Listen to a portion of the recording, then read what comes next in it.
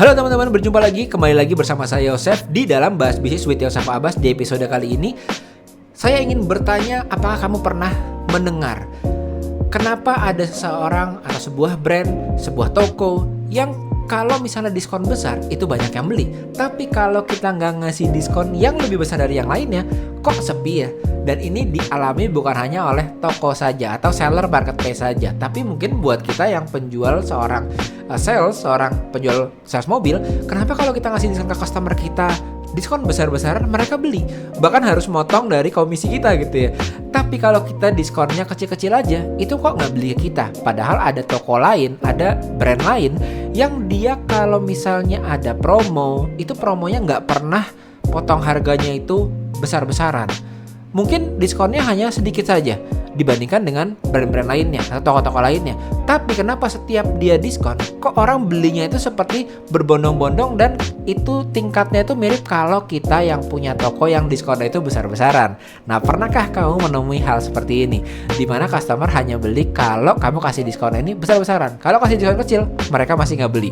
Nah, biasanya ini adalah simptom. Simptom itu artinya kalau kita sakit, pilek, artinya kita punya simptom mulai nih nggak enak nih hidungnya gitu ya, mulai nih serak, nggak enak rasanya tenggorokannya. Itu adalah simptom atau tanda-tanda bahwa kita mau kena flu nih. Nah, flu itu adalah penyebabnya. Nah, di sini kalau kamu punya simptom tadi, yaitu toko kamu kok harus promo besar-besaran ya, brand kamu harus promo besar-besaran ya, baru orang tertarik untuk beli, baru orang ngelirik, baru orang akhirnya belanja.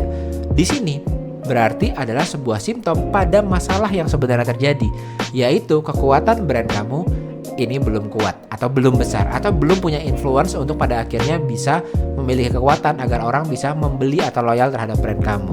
Nah, kalau kamu adalah bagian yang merasakan hal ini, maka episode kali ini ditujukan buat kamu.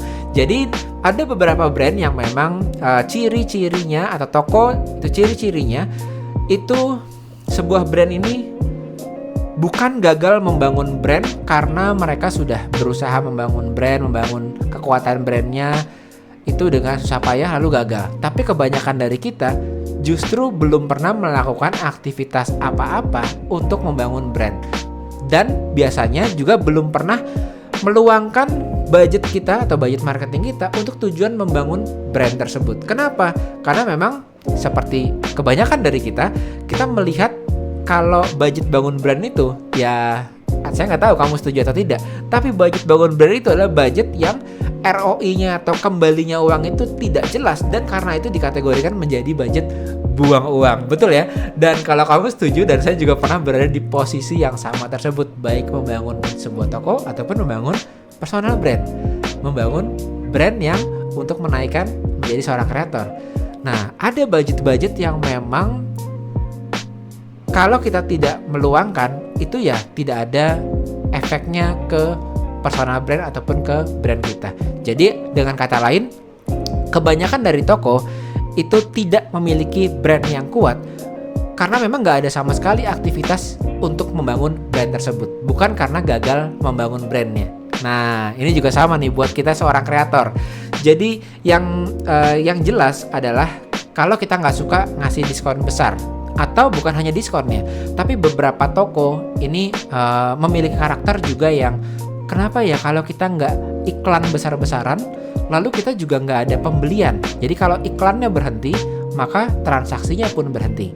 Nah, biasanya ini juga adalah tanda-tanda ketergantungan pada iklan ini. Itu adalah tanda-tanda bahwa brand kita ini belum terbangun, bukan terbangun di tempat kita ya, karena kita sebagai pemilik atau sebagai orang yang membangun brand, kita merasa brand kita ini sudah ada effortnya untuk membangun brand. Tapi kalau ada simptom tadi, ketergantungan iklannya hilang, maka transaksi drop. Kedua, kalau kita diskonnya besar-besaran baru orang beli. Nah, simptom ini terjadi di tempat kita, maka ini adalah tanda-tanda bahwa brand kita ini kurang kuat. Ya, jadi kadang-kadang banyak dari kita sebagai seorang kreator atau sebagai seorang seller, kita sendiri, mungkin saya punya persepsi bahwa toko saya ini brandnya udah bagus kok, desainnya udah oke, logonya udah menarik. Tapi kalau misalnya tetap masih ada case bahwa dua hal tadi terjadi di tempat kita, maka brand kita kurang kuat. Nah, oleh karena itu uniknya kita memang harus melakukan aktivitas untuk membangun brand yang kadang-kadang ini nggak ada hasil timbal baliknya secara langsung. Nah, jadi kalau kita suka dengan efek hasil dari brand yang sudah jadi, contohnya kenapa ya toko sebelah itu kok iklannya sepertinya nggak besar, tapi kok mereka hasilnya bisa besar, itu berarti orang tersebut membangun personal brand, atau itu berarti toko tersebut itu membangun brand, atau punya budget untuk membangun brand ataupun personal brandnya. Nah, jadi itu yang membedakan. Nah, biasanya kita suka melihat kalau mereka sudah jadi, enak ya punya toko yang dipercaya seperti itu, atau punya personal brand yang dipercaya seperti itu. Enak ya, karena bisa lebih cepat transaksinya, orang lebih bisa cepat percaya, diskonnya nggak usah besar-besaran, iklannya nggak usah besar-besaran. Tapi yang nggak enak dan yang mereka lakukan adalah mereka meluangkan sebagian besar, mungkin nggak sebagian besar, tapi sebagian dari budget income mereka itu dialokasikan untuk tujuan membangun branding, yang mungkin efeknya tidak secara langsung.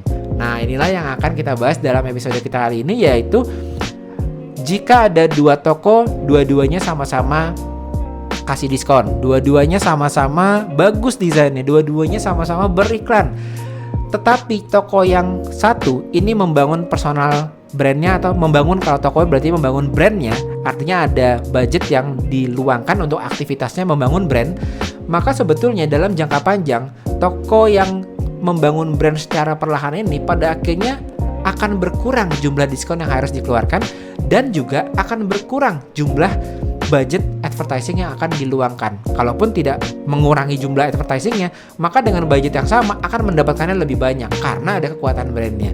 Nah, jadi semoga ini bisa menjadi pertimbangan kita yang mungkin sekarang ini punya simptom tadi, kedua simptom tadi. Sebab jangan salah, tidak hanya kekuatan brand ini itu efeknya ke customer kita aja, tapi efek dari toko yang punya brand ini adalah sebenarnya sekarang itu investor-investor yang ingin juga berinvestasi itu mulai berinvestasi ke bisnis online, dan gak jarang juga berinvestasi ke toko-toko yang ada di marketplace atau ke bisnis-bisnis online yang memang brandnya ini jelas.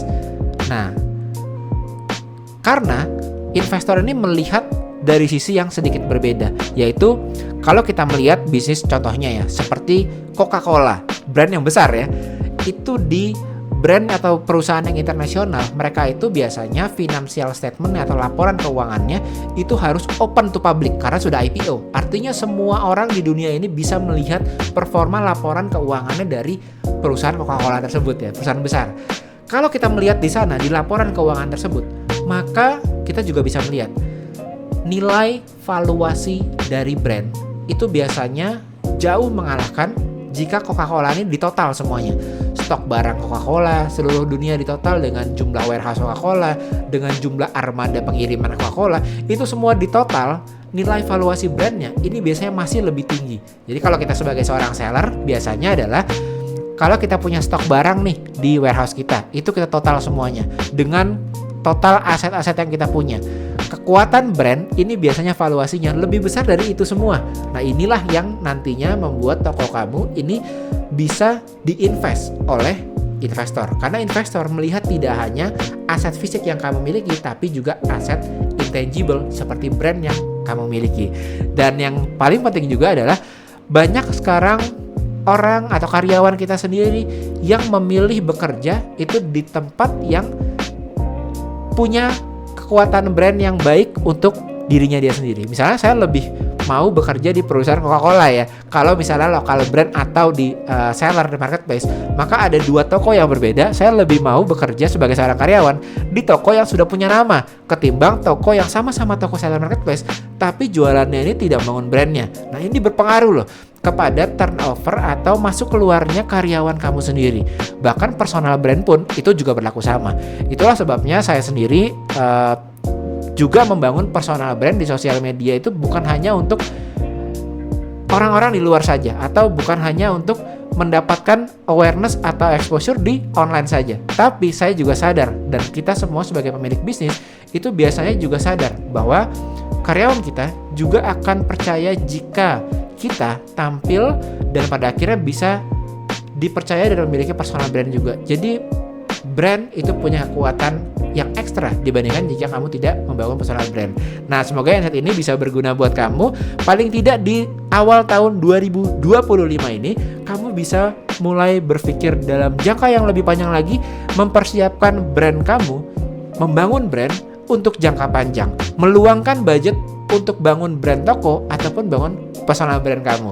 Kalau kamu sebagai seorang kreator, ya luangkanlah sebagian budget untuk bangun personal brand kamu. Kalau kamu seorang seller, luangkanlah sebagian budget untuk bangun brand toko kamu. Dan jangan sampai kamu harus selalu kasih diskon gede-gedean tadi supaya cuma kamu bisa jualan aja, padahal belum tentu untungnya besar. Semoga insight ini bisa berguna buat kamu, dan don't forget to elevate your mindset and start your success journey today. Sampai jumpa di episode-episode selanjutnya bersama saya Chef Abbas, dan sampai jumpa. Dadah.